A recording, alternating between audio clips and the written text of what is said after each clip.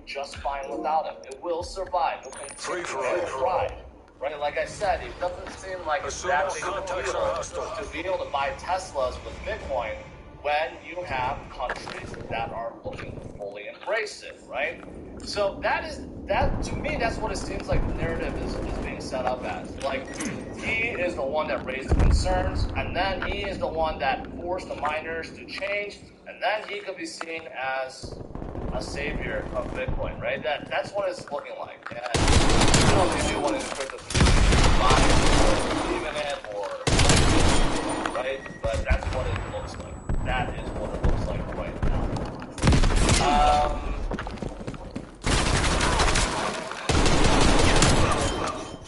All right, and another one is Solana. Okay, I don't have any thoughts on that. Oh, all right, so that's what happened with Elon tonight, right? We'll see what happens this week. There's some theories going around why he chose to respond today. The G7 meeting is coming up this week. Michael Saylor's big purchase is coming up this week. And I don't know what else is happening, but it's very clear that he chose today, of all days, to respond to this. We'll have to see. We'll have to see. Obviously, it did have, like I said, Bitcoin. I think he burned literally all of it. But we have to put up with it for now. And we'll hopefully just forget about this in the future when Bitcoin. All right, moving on. There is another thing that I want to mention that's very, very important. I've been talking about how powers that be, the ones pulling the strings, really did not like El Salvador making Bitcoin with IMF, right? Now, guess what? Guess who else just came out and said that this was bad? Well, none other than the European Central Bank. And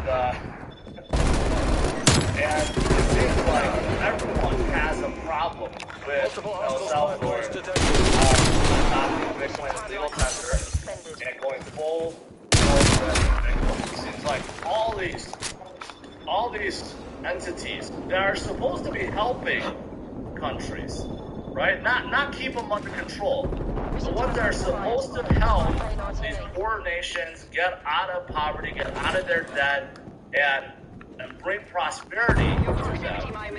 They're all about why is this? Why is this? Do they realize that, yeah, their grasp is about to come to an end? If all countries start embracing this one digital currency that's not controlled by any country or entity, not controlled by the IMF or ECB or US dollar or Fed or whatever else is out there, right?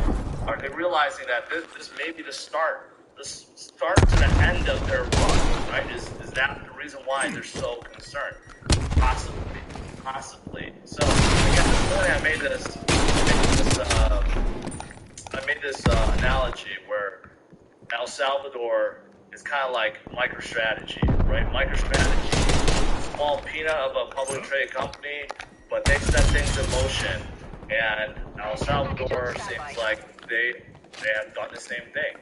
There's a lot of Latin American countries that's looking into Bitcoin. Reported that India, possibly. I reported, or one of my articles talks about Nigeria also possibly looking into fully embracing Bitcoin. And I mean, this is like the start of a revolution, right? So again,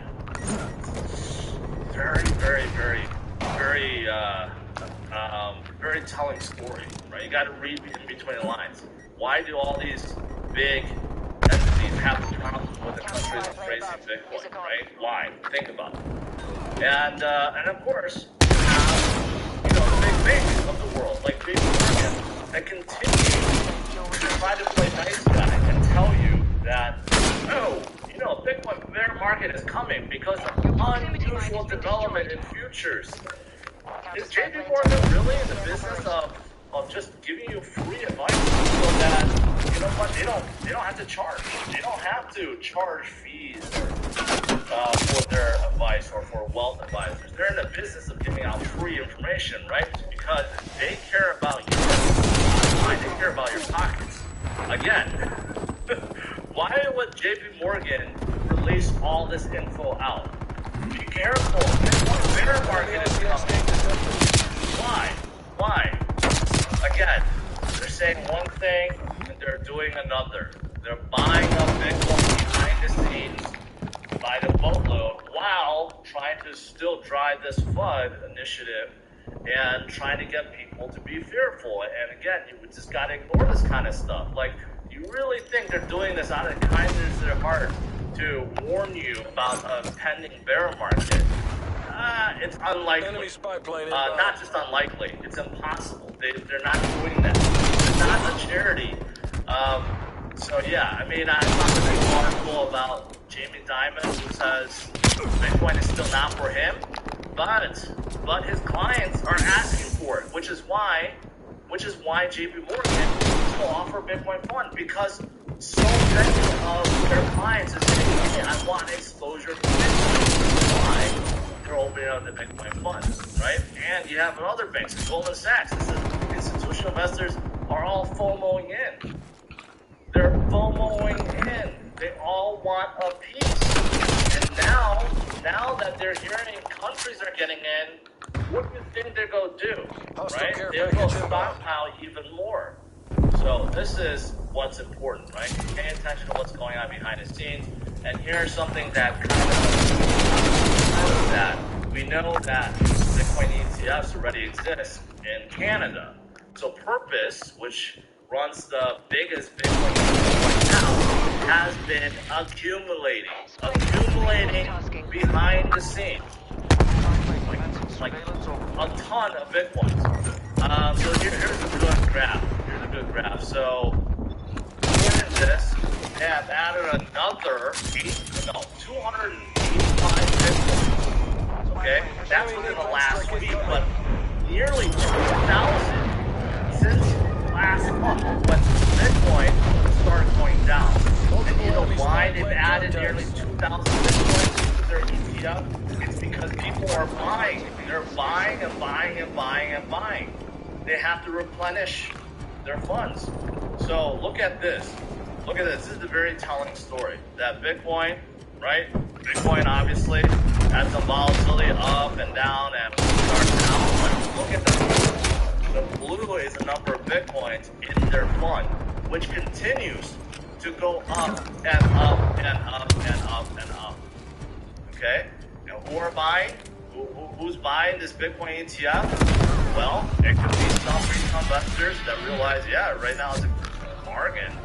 But also institutional investors, the ones that don't want to sit on the sidelines, realize that Bitcoin is here to stay. It's only going to go higher from here. So we need to stock up.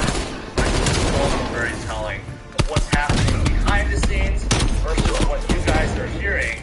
The media can be paid off. The media can be driven to tell a certain narrative, right? But I'm here to tell you guys, look behind the scenes. These guys are saying one thing, but something else is happening, and that is why you want to continue to hold on. You want to continue to dollar cost average. You want to continue to buy things while they're cheap, because once we get back up, once we break through our 30,000 rut, and we get back to the 40s and 50s and 60s, we may never see 30s again. Just like all the previous dips that we experienced, like we saw Bitcoin go down to 3,800, the low 4,000 in March. Do you think we'll ever see 4,000 again? No, I don't think so. Do you think we'll ever see 10,000 again? I don't think so. Do you think we're going to get to 20,000 again? Some people are saying, yeah, we're going to go down to 20,000. I don't think so. Some of these levels, once you pass, you're just not going to see again, right? So you don't want to sit on the sidelines and just miss it. You don't want to miss a gift when it's right in front of your face, right? So this morning, Looking at global market cap, it's up 6.44%, 1.63 trillion. This morning I went through a lot of the altcoins that are very, very, very undervalued. They have not caught up. Right now the pump is all literally just all Bitcoin. So Bitcoin dominance has been going up through the roof. This morning was like 44.3%. Yesterday was like 41%. So most of the gains right now is just through Bitcoin buying. People are buying Bitcoin.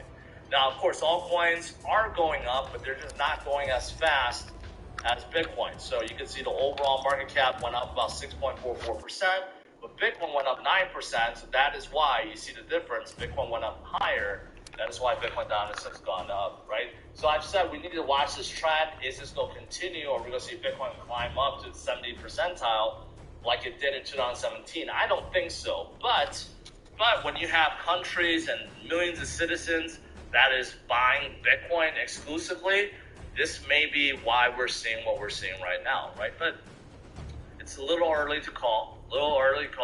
This coming week will be very telling. If Bitcoin continues to rise and rally above 41, 42 and continue forward, right? Will the altcoins catch up? Maybe. Retail investors right now, still kind of iffy. Retail investor confidence is still shaken from what happened. People are still anticipating for the worst, right? Like some other doomsday drop. But, they eventually, the paper hands will eventually come back because they realize they made a mistake and they should have just held on throughout all this, because if you did, then you would not have maximum and not have missed out on some of these tremendous gains, right? So, yeah, that's pretty much it. I'll turn to you guys for some Q&A.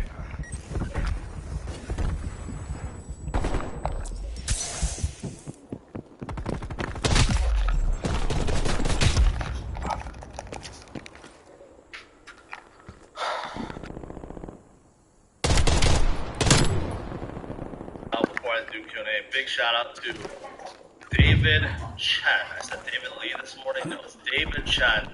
I'm sorry, David, if I messed up your name this morning. I don't mean David Lee. That's what I can't stand.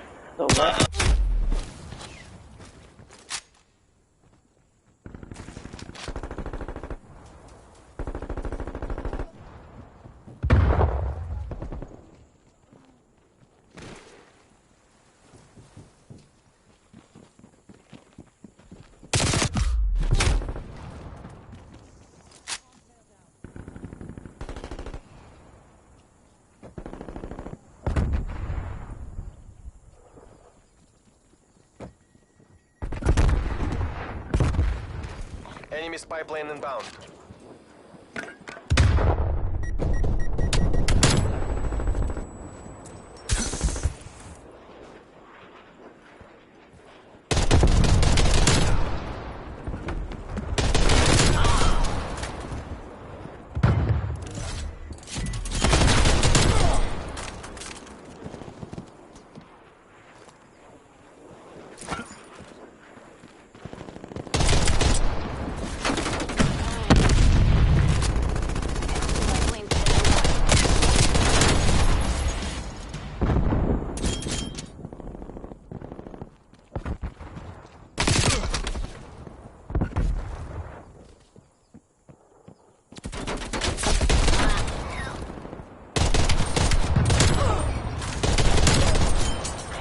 On standby.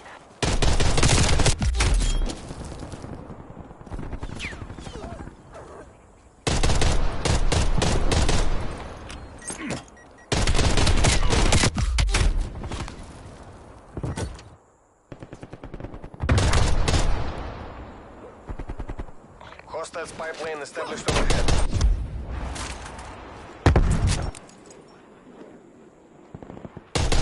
All enemy spy plane contacts.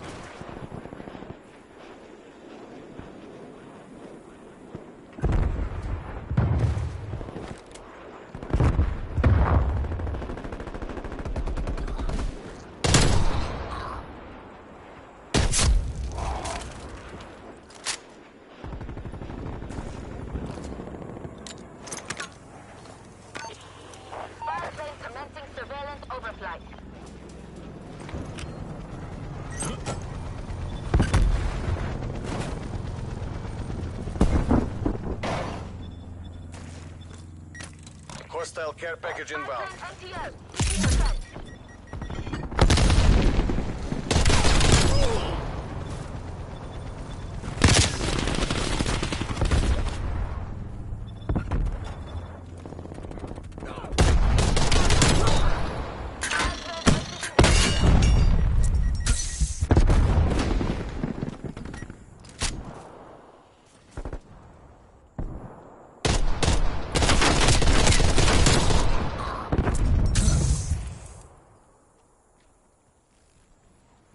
Enemy napalm strike incoming.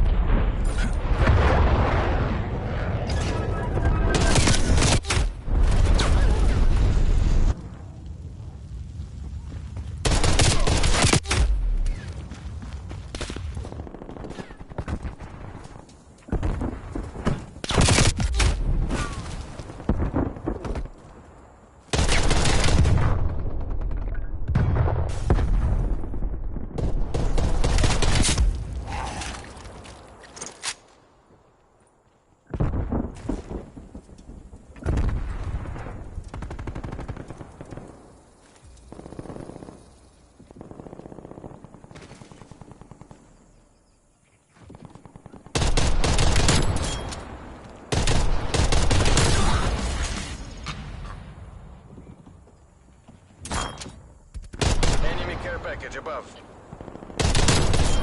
Multiple enemy care packages inbound.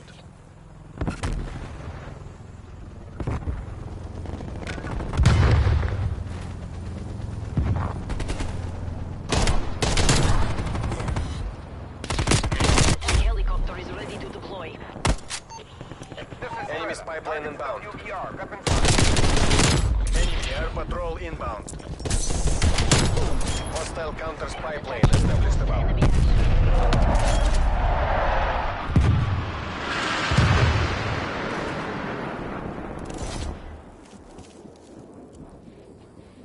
Enemy care package above.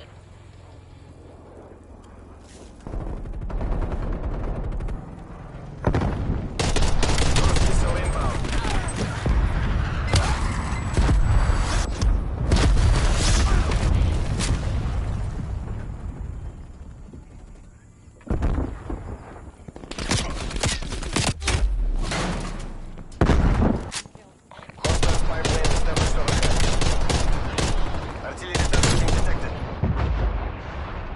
Artillery inbound. Multiple enemy spy plane contacts.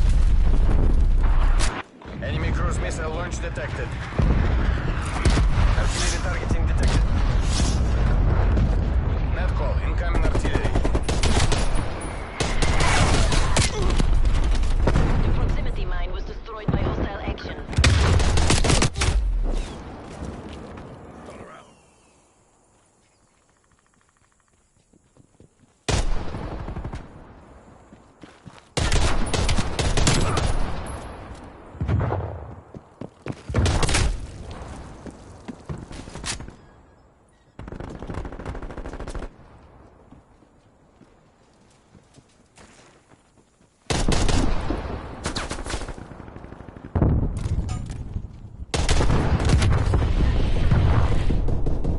Spy plane standing by.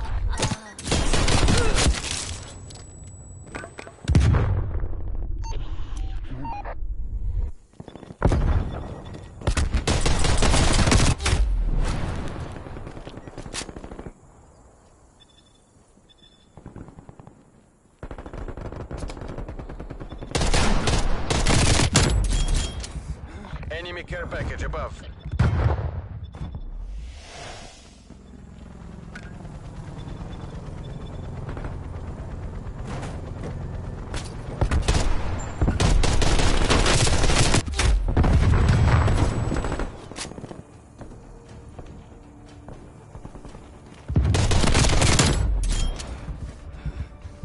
Care package available for tasking.